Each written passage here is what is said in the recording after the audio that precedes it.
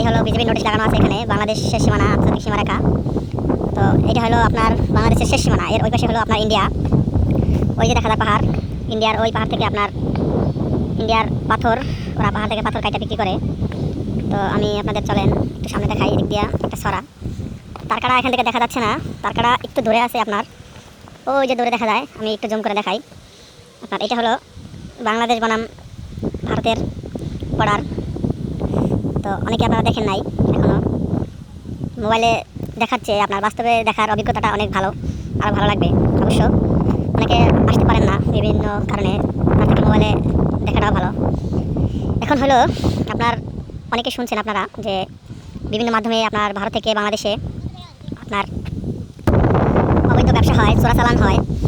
অবৈধ ব্যবসা যারা করে, চোরা কারবারি, তারা বিভিন্ন মাধ্যমে আপনার ভারত থেকে বাংলাদেশে বিভিন্ন মাধ্যমে, অবৈধ মাধ্যমে আপনার বিভিন্ন পণ্য সামগ্রী অনেক কিছু চোরাচালান হয়ে থাকে। আপনারা বিভিন্ন নিউজ চ্যানেল অনেক জায়গায় শুনেছেন বা কখনো দেখেন নাই।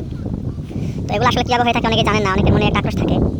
এটা হলো আপনার এই যে ভারতের সাথে বাংলাদেশের যে তারকাটা থাকে, এই যে আপনারা দূরে তো দেখা যায় না, এই তারকাটা মানে আপনার অনেক জায়গায় আপনার কাটা থাকে এবং ভাঙা থাকে। বিভিন্ন আপনার অনেক জায়গায় বন্যায় ওই তারকাটার আপনার নিচে যে ঢালাই করা থাকে, বন্যায় মাটি ধসের কারণে এই আপনার তারকাটা ভেঙে যায়, অনেক জায়গায় ফাঁকা হয়ে যায়। অনেক জায়গায় চোরাকারবারিরা তারকাটা কাটে ফুটা করিয়া, এগুলা মানে আপনার কাটিয়া বিভিন্ন রাস্তা তৈরি করে। এগুলোর মাধ্যমে, এই রাস্তার মাধ্যমে আপনার যে চোরাকারবারিরা বিভিন্ন ধরনের পণ্য সামগ্রী, অনেক ধরনের বিভিন্ন দামি দামি জিনিস ভারত থেকে বাংলাদেশে অবৈধভাবে আপনার আনে এবং বাংলাদেশ থেকেও অনেক আপনার পণ্য ওই ভারতে পাচার করে এরা। এছাড়াও আরেকটি উপায় আছে, সেটা হলো আপনার ক্রেন, বিভিন্ন ক্রেন অনেকে শুনছেন, এটা আপনার যান্ত্রিক ক্রেন না, এটা হলো আপনার বাঁশ আছে, বাঁশ দিয়ে ওরা তৈরি করে, বড় মোটা লম্বা বাঁশ দিয়ে ক্রেনের মতো তৈরি করে। ওই ক্রেনের মাধ্যমে আপনার ওই তারকাটার উপর দিয়ে বিভিন্ন জিনিস ওরা ওই ক্রেনের সাথে, হুকের সাথে এরা বাজিয়ে পার করে।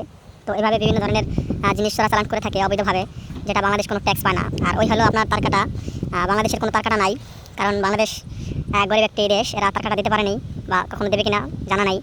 ভারতের মতো বড় একটি রাষ্ট্র, ওরা তারকাটা দিয়েছে ওদের দেশের সুরক্ষার জন্য, ওরা ওদের সমস্ত বর্ডার তারকাটা দিয়ে ঘেরা। এই হলো আপনার এই দূর থেকে ওই বিএসএফ এর একটা ক্যাম্প দেখা যাচ্ছে, মনে হচ্ছে এটা কি আমি জানি না, ক্যাম্পের মতো লাগতেছে মনে হয়, সম্ভবত হতে পারে, সঠিক বলা যাচ্ছে না।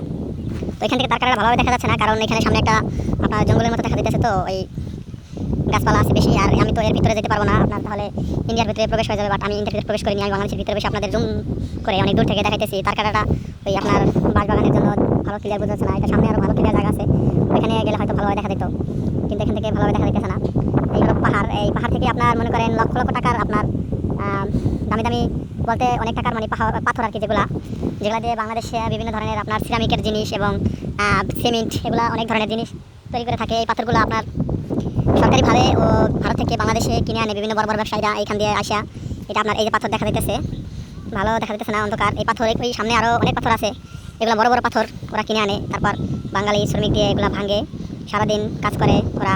ওই যে এখানে দেখা যাচ্ছে কিছু লোক কাজ করতেছে, এরকমই দিন রাত পরিশ্রম করে বাঙালি শ্রমিক, সারাদিনে পাথর ভাঙে এগুলা, তারপরে আপনার বিভিন্ন কোম্পানিতে নিয়ে যায় বিভিন্ন ধরনের পণ্য সামগ্রী তৈরি করার জন্য।